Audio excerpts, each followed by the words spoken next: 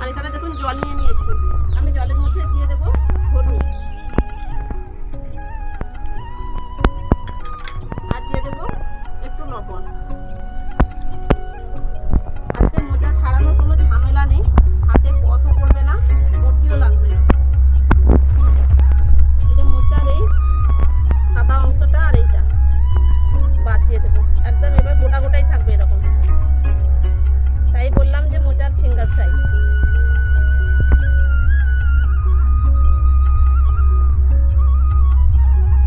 আর এটা খেতে কিন্তু খুবই ভালো লাগে।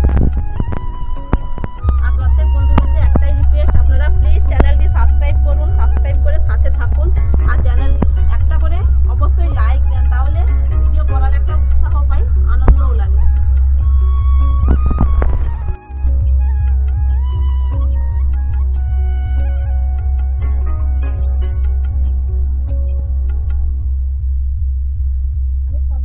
দেখুন বন্ধুরা, এতগুলো মোচা আমি ছাড়িয়ে নিয়েছি। এটা জলে এরকম থাকবে কিছুক্ষণ, 10 মিনিট মতো রাখবো এইভাবে জলে। আমি এদিকে ব্যাটারটা তৈরি করে নেব। এখানে নিয়ে নিয়েছি বেসন, এখানে অল্প একটু চালের গুঁড়ি দিয়ে দেবো। চালের গুঁড়িটা খুব বেশি কিন্তু প্লেন না, এই যে একটু দানা দানা মতো থাকবে।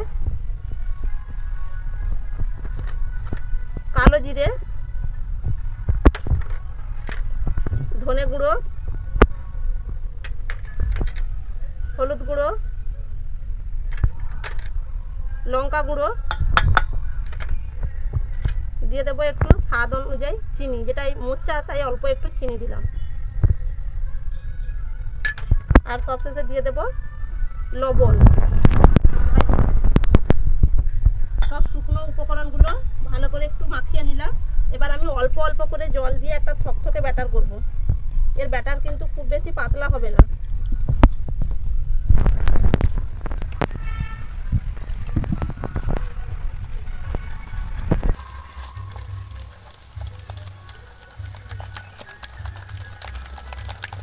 আর আমি এর মধ্যে জল দেবো না। দেখুন বন্ধুরা, এই যে ব্যাটারের ঘনত্বটা দেখুন, এরকমই একটু মোটা থাকবে ব্যাটারটা। এবার ভালো করে ব্যাটারটা আমি ফেটিয়ে নেব।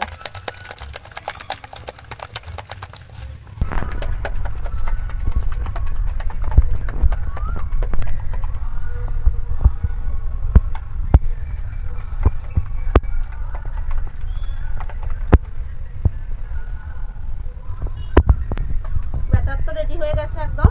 এবার আমি উনানটা জ্বালিয়ে নেব। চাপিয়ে দিলাম।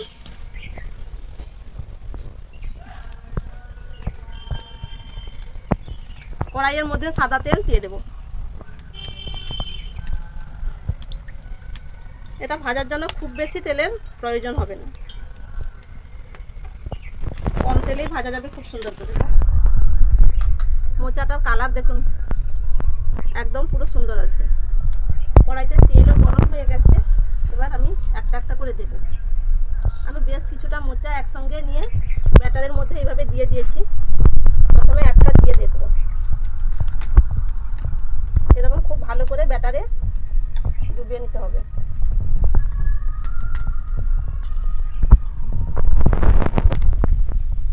এবার তেল গরম হয়ে গেছে, এবার দিয়ে দেব। কিন্তু এটা ভাজার সময় খেয়াল রাখতে হবে, খুব বেশি একদম জোরে আগুন দেওয়া যাবে না। লো টু মিডিয়াম এইভাবে তাপটা দিতে হবে আর ভাজতে হবে, তবে গিয়ে এই মোচাটা ভেতর থেকে খুব সুন্দর করে ভাজা হবে।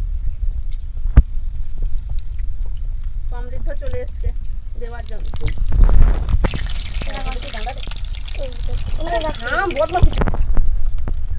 কত সুন্দর করে একদম তেলের উপর সব ভেসে উঠেছে দেখুন। এরকম হালকা করে নাড়াচাড়া করতে হবে কিন্তু।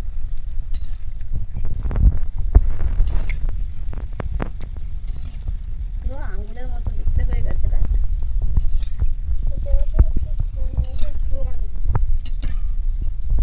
এবার ছেঁকে নেব, হয়ে গেছে ভাজা।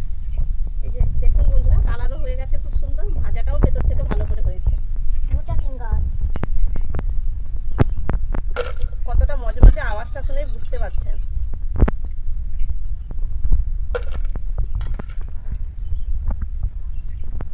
আমি এইভাবে আবার সব দিয়ে দেবো। এটা একসঙ্গে অনেকগুলো ছাড়া যাবে।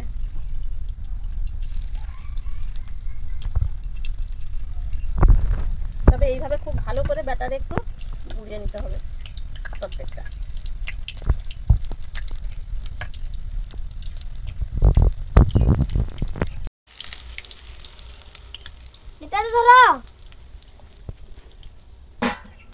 তেলটাকে তার উপরে উঠে দেবো। আরে দাঁড়া, সব উপরে উপরে দিবি না, থাম।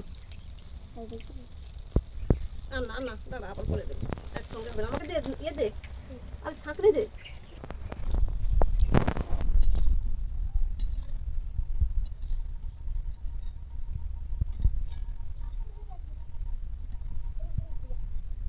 একদম খুব সুন্দর করে ভাজা হয়ে গেছে, এবার নামিয়ে নিচ্ছি।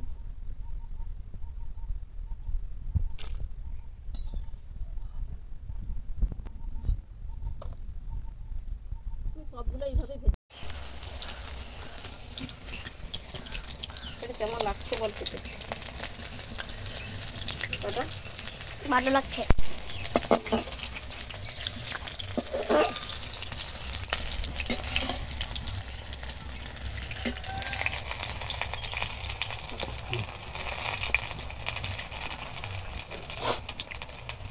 আমি এইভাবে সবগুলো ভেজে নেব। জ্বালানি কিন্তু কতটা কম দিয়েছি দেখুন।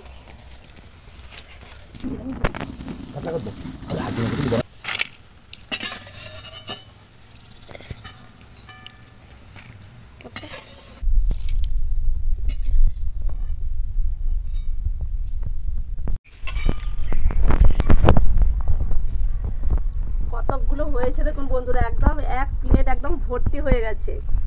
আর এত সুন্দর লাগছে দেখতে, খাওয়ার থেকে আগে দেখায় একদম পুরো দেখেই মুগ্ধ হয়ে যাবে। নিয়ে নিয়েছি। আর একটু নিয়ে নিতে হবে এই যে সস, সসের সঙ্গে এরকম একটু সসের মধ্যে ডুবিয়ে খেতে হবে।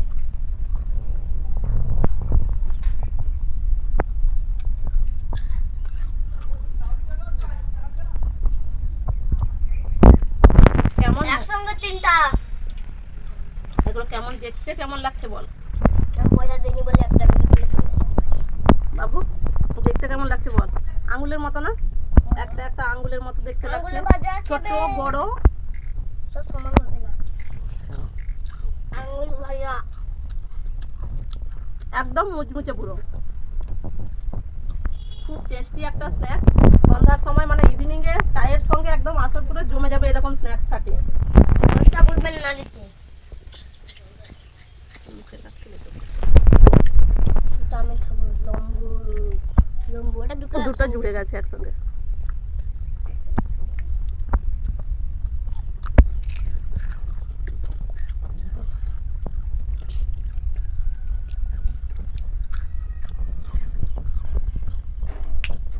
বন্ধুদের কেমন লাগলো অবশ্যই কমেন্ট করে জানাবেন। প্লিজ প্লিজ বন্ধুরা চ্যানেলটি সাবস্ক্রাইব করুন, লাইক করে কমেন্টের মাধ্যমে জানাবেন। আর একবার বাড়িতে ট্রাই করবেন, খুব ভালো লাগবে খেতে। আজকের মতো এখানেই শেষ করলাম। সবাই ভালো থাকবেন, সুস্থ থাকবেন। দেখা হচ্ছে নতুন পর্বে নতুন কোনো রেসিপি নিয়ে।